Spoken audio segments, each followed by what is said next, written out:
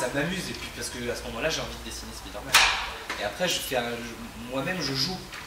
Je joue avec les réactions des choses. Un bras qui va passer derrière quelqu'un, qui va par exemple, voilà, ce bonhomme-là. Lui, allez. Et en fait il a son bras qui passe derrière lui, qui passe derrière, hop, et qui vient attraper la jambe de elle, qui est en train de se faire attaquer par des cafards. Et on peut rebondir comme ça entre chaque chose en fin de compte. Et on peut s'inventer ce propre histoire. Moi je m'invente des histoires quand je le fais, et vous, quand vous vous perdez un peu là-dedans, vous inventez vos propres histoires. Toi, je dis. En fait, là il y a un ours qui, avec ses jambes, qui fait du piano. Ouais. Mais c'est moi, ah oui là. Ça c'est des personnages. Moi j'ai un groupe de musique où chaque musicien est représenté par des personnages.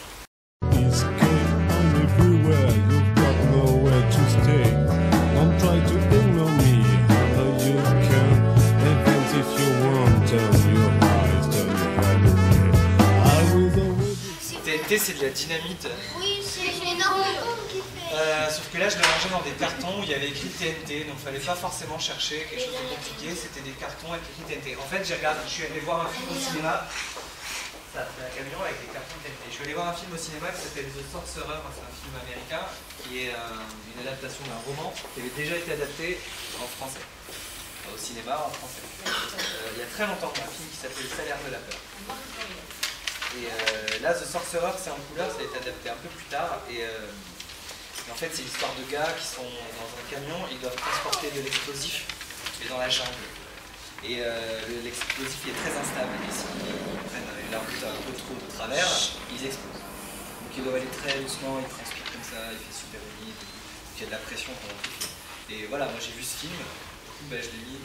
Il m'est passé par la tête à ce moment-là, bim, je l'ai mis dans mon... À faire des bandes dessinées avec un petit super-héros, c'était lui. Et en fait, c'est une adaptation d'un super-héros qui existe déjà, qui s'appelle Rocktear, qui est un super-héros qui évolue dans les années 50, avec des gangsters, et qui trouve des fusées, qu'on peut accrocher dans le dos et qui nous permettent de s'envoler. Pourquoi t'as fait Hitler? Alors, pourquoi j'ai fait Hitler? Parce que, alors en fait, ça marche comme ça. On dit qu'on réfléchit pas. Je te dis que je réfléchis pas quand je fais ça. Mais c'est pas vrai en fait. Le cerveau il tourne toujours en boucle. Et tu vas faire un personnage, et puis ça va forcément t'amener à faire un autre personnage derrière. Le suivant il va être inspiré du précédent. Et là par exemple j'étais parti sur une scène d'explosion. Je savais que dans ces deux toiles, je voulais qu'il y ait une explosion et des choses un peu ravagées comme ça. Quand tu parles d'explosion, tu penses mort, tu penses guerre. Tu penses guerre,